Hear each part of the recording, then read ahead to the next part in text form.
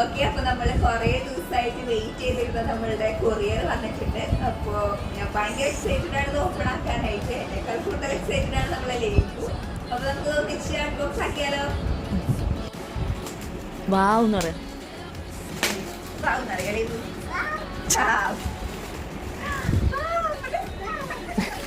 എന്താണ്